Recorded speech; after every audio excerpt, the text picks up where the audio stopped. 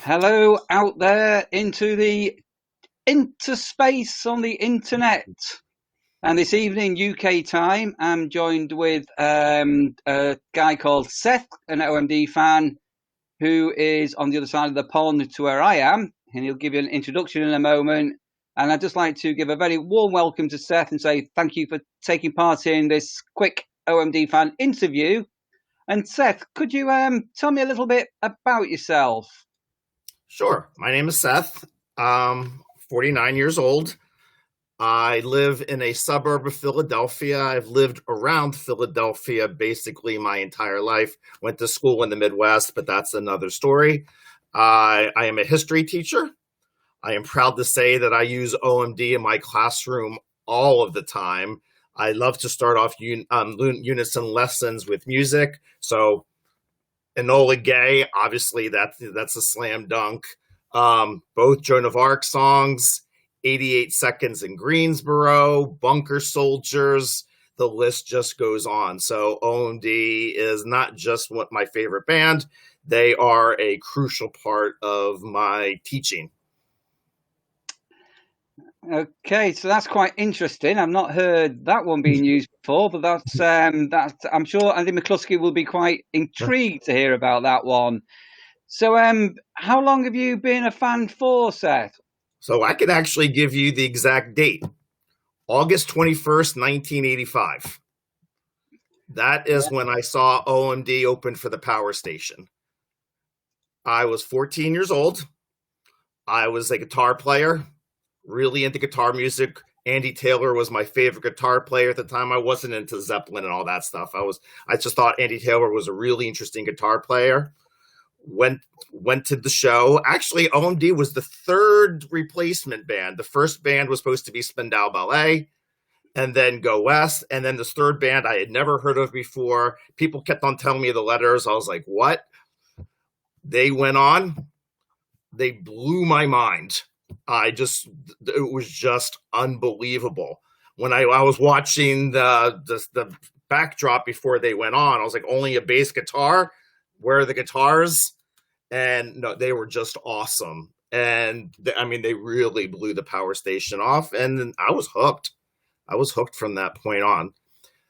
It was interesting though, because OMD were not a mainstream band yet in the United States.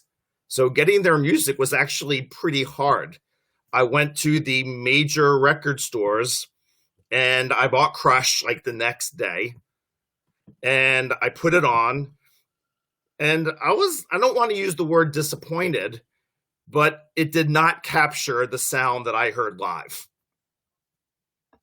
So about a couple weeks later, I went back and I bought Junk Culture. Those were the only two records in the store.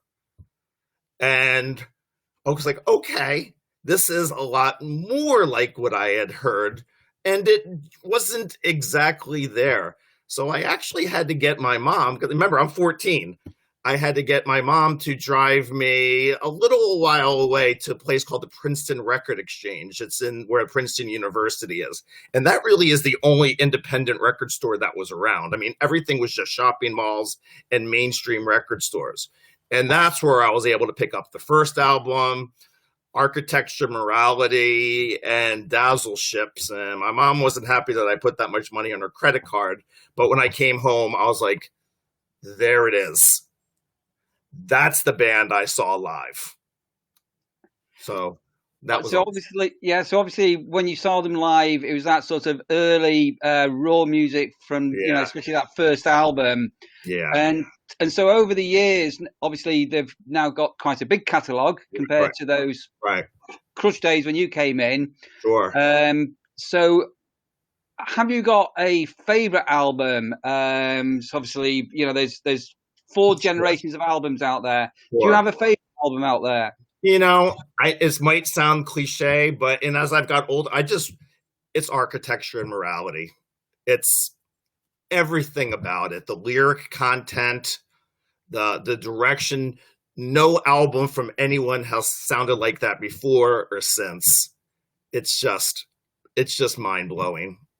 And with age, I appreciate it more and more.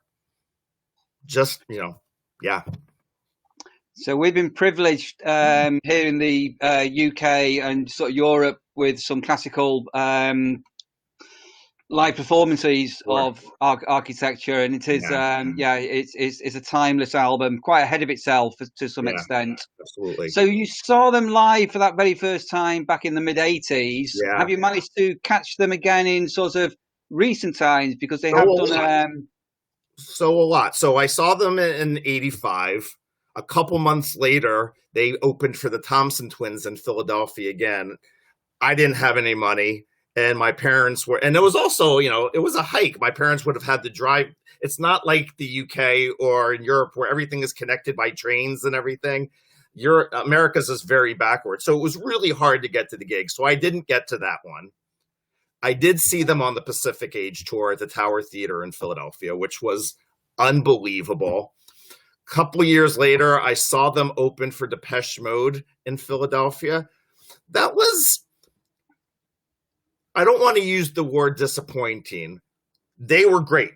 They were great. It was a little heartbreaking to see them as an opening act, especially since I just think that they were so much more of an interesting band than Depeche Mode ever was. So that was hard.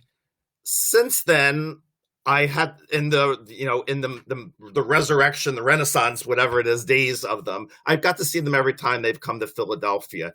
Interestingly, and even maybe a little disappointing, I've had to see them as an opening act the last two times. For the Bare Naked Ladies, which was really sort of strange, and then with the B-52s. And both times I left after OMD played. I just had no interest. I had seen the B-52s before. I'm not really into their music, and I had no interest in seeing the Bare Naked Ladies. So I How left. amazing! Yeah, no, that's quite amazing. I am a B-52s fan. I've been a Yeah, fan for years, and I've never seen them live. yeah, Yeah, but it was a strange one. So you mean this real loyal fan. Obviously, yeah, the single market in the States is quite different yes, to the UK. So the big hit over there, "If You Leave." yes. Um, what are the singles would you say have had moderate success where you've been? And that's what's really and especially after reading their book, I totally get it. When I saw them open for the Power Station, they were a college radio band. They were considered alternative, and you just didn't hear them on the radio ever. I got the two college radio stations, College New Jersey Now and Princeton radio station, to play their music, and you just couldn't hear anything. And that the only radio songs that you ever hear from them on now there's XM radio and all that stuff, but you would hear "If You Leave," "Dreaming," and "Forever Live and Die," and that's it. I mean, they are a very different perceived band in the United States than they are everywhere else. And I'm jealous of everywhere else, really.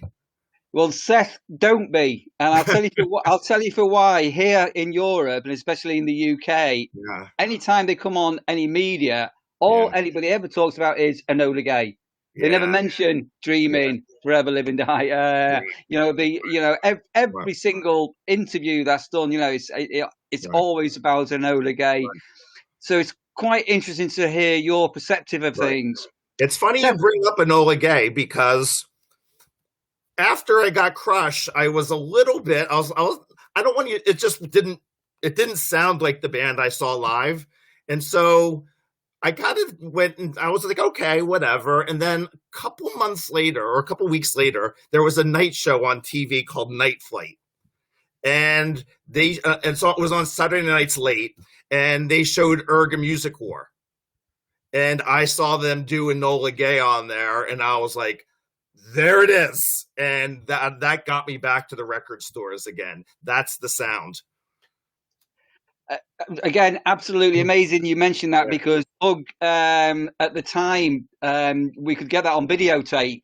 Yeah. And that was really rare to be able to get bands on video. Yeah. It was really, really, really, really, really rare to be able to do that. I'm glad you actually brought that up, because that's quite interesting. Yeah. Sorry. I tried to get the videotape of them at Drury Lane because there was an obscure store that showed that it was $100 to special order, and at 15 that wasn't happening. So No, so obviously these things are available. I'm just quick hello to Robert, who's over there on. I'm taking it YouTube. Hi, Robert. So he's just sort of sent over a comment. Yeah, we've obviously now got the likes of Drury Lane has been digitized, available on DVD. Have you managed to get hold of a CD called the Peel Sessions by any chance? I don't know if I should say this if they're listening, but I listened to it on YouTube. Right. No, that's great because I mean, I'm a big YouTuber. You can hear everything on there, but obviously the Peel Sessions have got some of those early sort of annotations of the music, including I was listening to it in the car today, funny enough, Enola Gay. Yeah. So Seth, as I say, I normally wind these things up between 5-10 minutes. So we're just over 10 minutes. And sorry. Don't be sorry. No, it's been absolutely amazing talking to you, and I've loved to hear your story. It's really nice, and our paths haven't crossed before. Yeah. So you have to come over onto the Facebook group and absolutely. Come and say hello on there. But I normally finish off on a bit of a quirky question. Okay. So I did an interview. I'm losing track. I can't remember. It was last night or the night before with Roger Erickson, say from the States. Okay.